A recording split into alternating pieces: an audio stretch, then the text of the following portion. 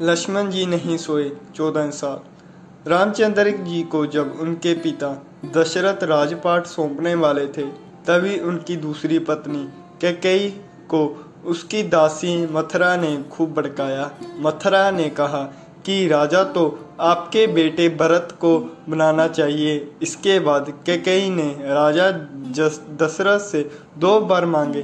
पहला, भरत को गद्दी मिलनी चाहिए और दूसरा, राम को 14 वर्ष तक का वन में रहने होगा। राजा दशरथ तो अपनी पत्नी के वर पूरे करने पड़े।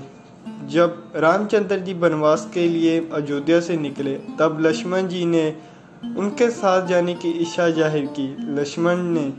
लक्ष्मण के बन जाते की बात सुनकर उनकी पत्नी उर्मिला भी उनके साथ जाने की जिद करने लगती है। तब लक्ष्मण अपनी पत्नी उर्मिला को समझाती है कि वह अपने बड़े भाई और मां समान भाभी सीता की सेवा करने के लिए जा रहे हैं। अगर तुम वनवास में साथ चलेगी तो मैं ठीक तरह से सेवा नहीं कर पाऊंगा। लक्ष्मण के सेवा भाव को देखकर उर्मिला साथ जाने की जिद छोड़ देती है और महल में ही रुक जाती है। वन में पहुंचकर लक्ष्मण भगवान राम और सीता के लिए एक कुटिया बनाते हैं। जब राम और सीता कुटिया में विश्राम करते हैं, तब लक्ष्मण बाहर पहरेदारी करते थे।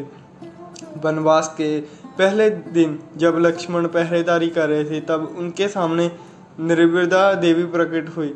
लक्ष्मण ने नृमदा देवी से वरदान मांगा कि 14 साल तक निद्रा मुक्त रहे। नृमदा देवी ने कहा कि तुम्हारे हिस्से की नींद किसी और को लेनी होगी। लक्ष्मण ने कहते हैं कि उनके हिस्से की नींद उतनी उनकी पत्नी को दे दे।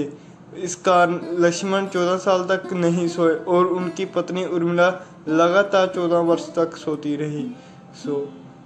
14 वर्ष के बाद जब भगवान राम और माता सीता के साथ जब लक्ष्मण अयोध्या वापस आए, तब उनकी नींद की अवस्था में रामचंद्र ने जी के राज तिलक समारोह में उर्मिला भी उपस्थित थी।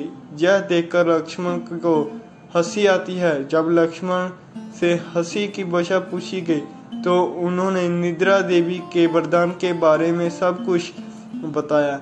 लक्ष्मण ने कहा कि जब मैं अबासी लूंगा, तब उर्मिला की नींद खुलेगी। लक्ष्मण जी की इस बात को सुनकर सभा में मौजूद सभी हंस पड़े। सभी को हंसते देखकर उर्मिला लज्जावश समारोह से उठकर बाहर चली गई। ये थी आज हमारी भारतवर्ष की एक मूल्य कहानी। आप सबको ये हमारी कहानी कैसी लगी, कृपया करके कमेंट सेक्शन में ज़रूर बताएं और हमारी कहानी इसको लाइक करना मत भूलें।